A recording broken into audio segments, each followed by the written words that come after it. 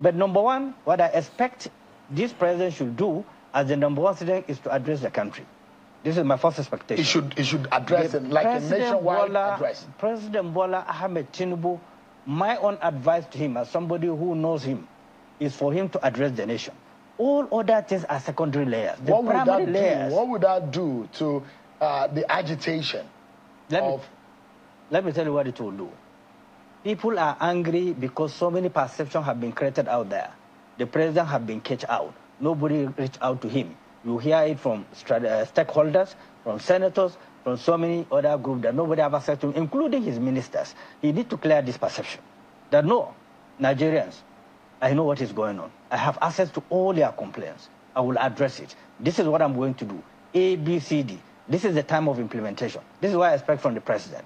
Relying on the second layers of dishing out information at this critical time is not advisable for him. He is the number one stakeholder. He is the one to bear the brunt. He is the one who applied for the job. He is the one who is going to correct the problem. So he needs to address the nation beyond any other thing. I'm happy the traditional rulers and others are intervening. I'm happy the security agencies are coming up, are doing thorough investigation, coming up with some people who they identify as organizers. So if they know the organizers, what they need to do as a government is a quick intervention. Sit down with them, dialogue with them, find out what the problems are. And of course, if there are criminal elements that will hijack the process, the essence of having security all over the world is to create deterrence. That's the only reason why we have army, we have SSF, we have police, is simply to create deterrence, to deal with extreme elements who don't believe in a simple way of doing things. And I'd like to ask you, because the role of the military has come out to say they will not allow a breakdown of law and order. Is it constitutional? Would it be right to see the military on the road on that day?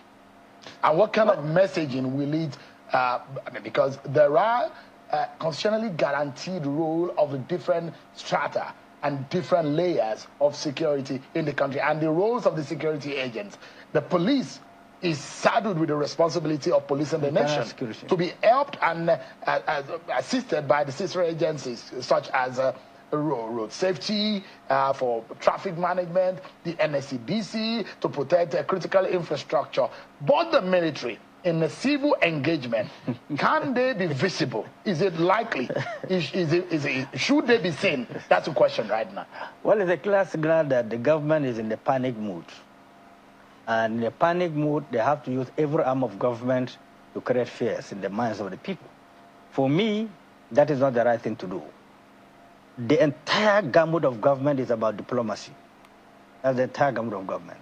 It's about humanity and it's about humility. Your approach in solving issues, the rhetoric you use will determine how far it will go. Now, I don't expect army to come out, even though they have the right, if the red line is being crossed, for them to intervene to guide the territorial integrity of Nigeria, to avoid external influence being used to undermine the country, which is very okay. But I think the situation have not reached to the level to which they are raising the alarm. These are containable issues. But you don't think perhaps that it's more of intelligence gathering? Because if you hear what the DSS has said, I mean, the DSS don't speak unless they have some intelligence. And this is the lead agency in the country that handles intelligence. So when they come out to say, we have information, we know those who are funded, the collaborators. I mean, don't you think that there is some sense and wisdom in what the DSS is saying when they come out to say, look, there are plot and sinister motives of some people, unscrupulous elements who are in the guise of trying to promote these protests, wanting to scuttle the peace of the country? The primary reason why the DSS was established is to generate intelligence and prevent crime. And they are doing their job perfectly well.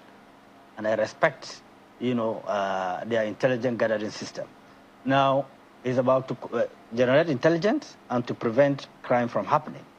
After generating the intelligence, is to engage the actors that they have identified and find a way to reduce the magnitude of the damage that is likely to cause. They can do it silently. If need be, they can do it very openly. But what I'm saying, at this stage that we are, what the nation needs, what the youth need, who are angry, who are impoverished, that have enveloped the country is a voice that have the capacity to penetrate them biologically. Language that matters. In all wars that you see, it is language that creates war. How you present them and how you manage them and how government have diplomats and communication experts to engage the populace. Let me on ask the you, issues. Alhaji Gabam, would you be participating in that protest on the 1st? No, I will not participate. What I'm doing... Would your party be participating? No, our party support those who want to do it peacefully. We have said it openly. We address what... But you will not join them? We are not going out to join the protest, but we told them, we guided that you do it within the ambit of the law. Don't carry even a scissors. Don't carry a razor. But you are free to carry a placard. But will you be supporting them in some ways? Well, there is no way I can support them more than what I'm saying. I'm supporting my nation. I'm not supporting the protesters.